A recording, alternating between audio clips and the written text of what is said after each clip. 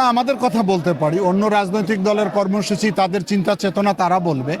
আমরা অবশ্যই 52কে ধারণ করি, আমরা 71কে ধারণ করি, আমরা 90কে ধারণ করি, আমরা 24কেও ধারণ করি। বিগত সরকার স্বাধীনতা চেতনাটাকে বিক্রি করে ফেলেছিল। আমাদের 52 মাতৃভাষা তো আমাদের গৌরবের, নিঃসন্দেহে। এবং আমি মনে করি যে স্বাধীনতার সূচনাটা সেই 52তেই শুরু হয়েছিল জাতির আন্দোলনের ক্ষেত্রে। এখন আঞ্চলিক ভাষাগুলো হারিয়ে যাচ্ছে, এটা সঠিক নয়। এখনো বিভিন্ন অঞ্চলে তারা আঞ্চলিক ভাষায় কথা বলতে স্বাচ্ছন্দ্য বোধ করে। বিশেষ করে আমরা তো আমাদের অঞ্চলের লোকরা আঞ্চলিক ভাষাটাই ব্যবহার করে। মিশ্র হয়েছে।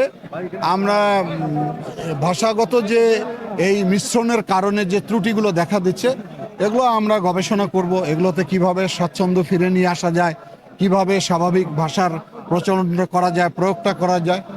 আর আমাদের বিভিন্ন জাতিগোষ্ঠী তো বাংলাদেশে আছেই, সেই জন্য তো জাতীয়তাবাদ আমাদের। সেখান থেকে স্ব জাতি স্ব ভাষা, তারা তাদের অবস্থান থেকে সেই ভাষা যাতে হারিয়ে না যায়, সেটা তারা যাতে ব্যবহার করে, সে ব্যাপারে তো আমরা দায়িত্ব নিব। না, স্বাধীনতাকে তো আমরা ওন করি সবচেয়ে বেশি, কারণ আমাদের দলেই হলো স্বাধীনতার মূল যে ঘোষক ছিলেন শহীদ রাষ্ট্রপতি জিয়াউর রহমান। সে কারণে স্বাধীনতার যে মূল চেতনাটা ছিল, বিগত সরকার স্বাধীনতা চেতনাটাকে বিক্রি করে ফেলেছিল। এ কারণে মানুষের মধ্যে মিশ্র প্রতিক্রিয়া সৃষ্টি হয়েছিল। স্বাধীনতার সঠিক চেতনা ছিল যে একটি মানবতার, মানবিক একটি সাম্যের বাংলাদেশ গঠনের, গণতান্ত্রিক বাংলাদেশ গঠনের।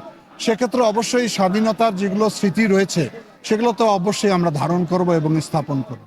আমরা আমাদের কথা বলতে পারি, অন্য রাজনৈতিক দলের কর্মসূচি, তাদের চিন্তা চেতনা তারা বলবে। আমরা অবশ্যই 52কে ধারণ করি, আমরা 71কে ধারণ করি, আমরা 90কে ধারণ করি, আমরা 24কেও ধারণ করি।